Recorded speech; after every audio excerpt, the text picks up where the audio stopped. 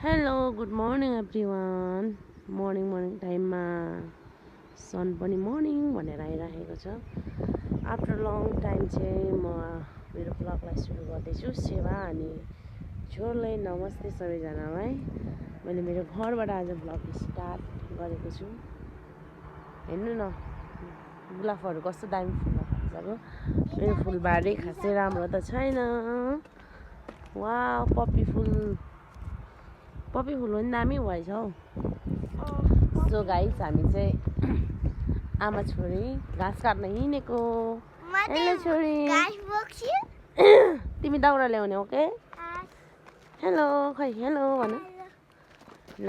मेरो छोरी र म चाहिँ हिँडेको हामी घाँस काट्नु। छोरी हिँड्यो दाउरा बोक्नु। इक्जामको छुट्टीमा घर आउनु भएको होइन मेरो छोरी? सक्नुहुन्छ दाउरा बोक्नु? सक्नुहुन्छ जस्तो लाग्दैन है मलाई।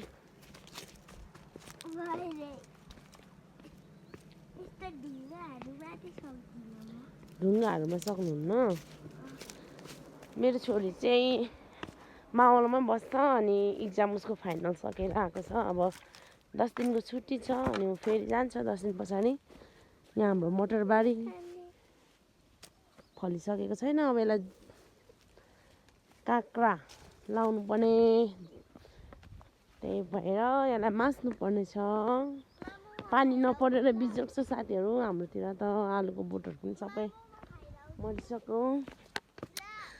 ओके त्यहाँ छैन हौ बेबी आऊ। उसलाई चाहिँ मटर मनपर्छ अनि एकदम मटर खाएर आउँछु भन्दैछ। हामी चाहिँ घाँस काट्न हिँडेको साथीहरू। मटर खाने रे? मटर खाने रे एकदम। यहाँ चाहिँ मटर होइन यो चाहिँ केरा हो। माथिको मटर यो केरा हो। कतिवटा खाने बेबी?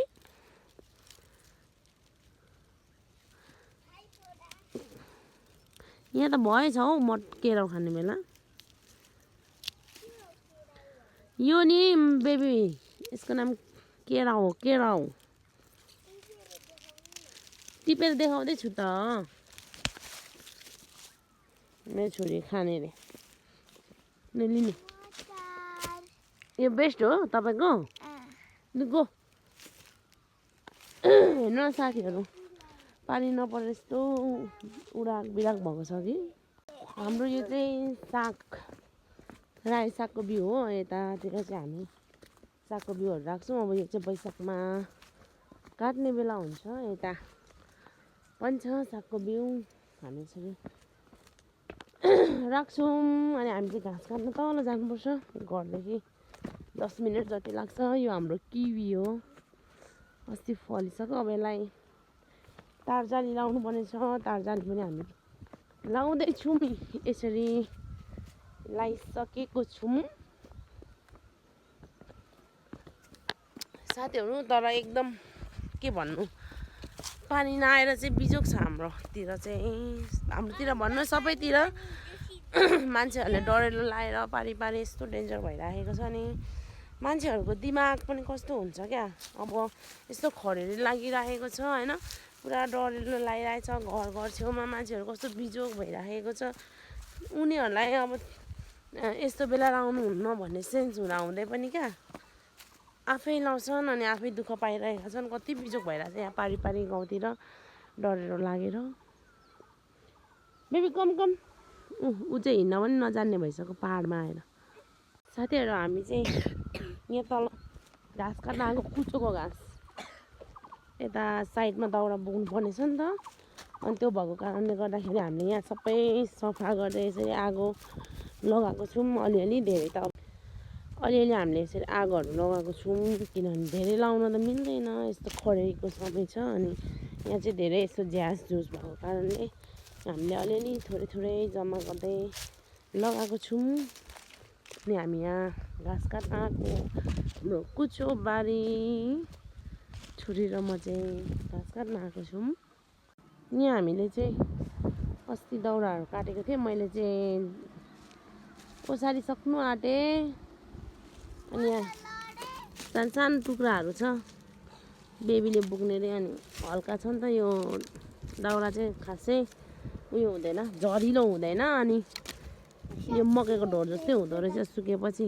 अनि बेबी पुग्ने रे उसको यहाँ भारी लगाइदिँदैछु। अनि नानीको भारी लगाइसकेपछि चाहिँ घाँस काट्न म जाने हो। छोरीको भारी लगाइदिइसक्ने अनि फर्केर आउँदा बोकेर जाने। बेबी ओके बोक्न सक्छ नानीले? सक्नुहुन्छ? मोटर खाँदैछ के सक्नुहुन्छ? कति बोक्नुहुन्छ? धेरै बोक्नुहुन्छ? यतिमा हुन्छ यी मेरो छोरीको भारी साथीहरू। कहिलेकाहीँ छुट्टीमा आउँछ अनि आमालाई सघाउने रे होइन। के खानुभएको त्यसरी खान्छ? यो झर्छ त बाबा,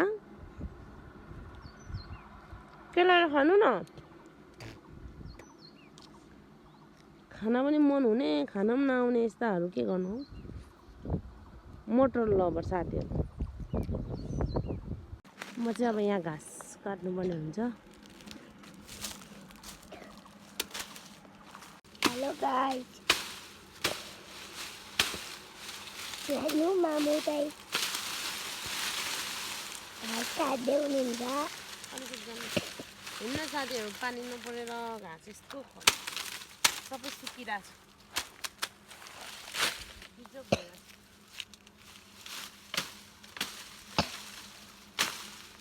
मामुले चाहिँ घाँस सुत्या राख्नुभयो। अनि मेरो भारी चाहिँ के हो भनेर तपाईँहरूलाई थाहा छैन कि थाहा छ? मेरो भारी चाहिँ पर छ। ऊ त्यो भारी राखिरहेको छु। एकछिनमा बोकेर जाने हो हामीले। यति धेरै घाँस काटिसक्नुभयो मामुले। ऊ त्यहाँ मामु अझै घाँस काटिराख्नु भएको छ। पारीतिर मेरो डोको, वारीतिर मामु।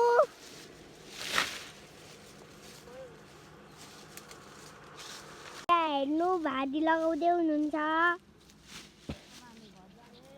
अब हामी घर जाने। अब हामी त्यही डोको बोक्ने चान्स हुँदैछ।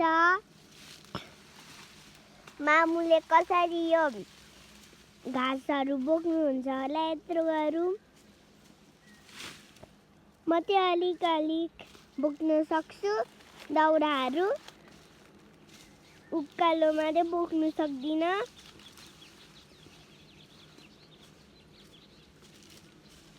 चिप्लोहरू बाटोमा पनि सक्दिनँ म। हेर्नु मामु चाहिँ फेरि हाल्दै हुन्छ। अब बाँध्नु आँट्नु भयो।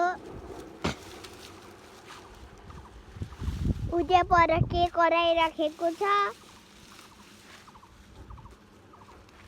सायद जेसिबी होला। हामी चाहिँ लाग्यो घाँस र दाउरा बोकेर। मेरो छोरी के भयो अरे? लु फ्याल्दै लु रोप्न लाने। लु चढ्नु न, डोकै बोक्न नआउने मान्छेहरू। सक्नुभयो? हेलो गाइस, हेर्नु हामीले यहाँ बाख्राखोरमा छौँ। बाख्राहरू चाहिँ धेरै कराइरहेको छ है। मामु चाहिँ त्यहाँ बाख्राले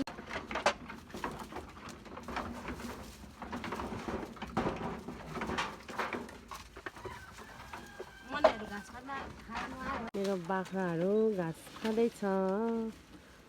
यिनीहरूको लागि घाँस खान गएको, बिचराहरूलाई घाँस खानु पनि गाह्रो छ। फाइनली हामी चाहिँ घाँस काटेर पनि आइसक्यौँ, बाख्राहरू पनि लगाइसक्यौँ। आजको भ्लग यहीँ गर्छु। Thank you for watching. Like, share, subscribe.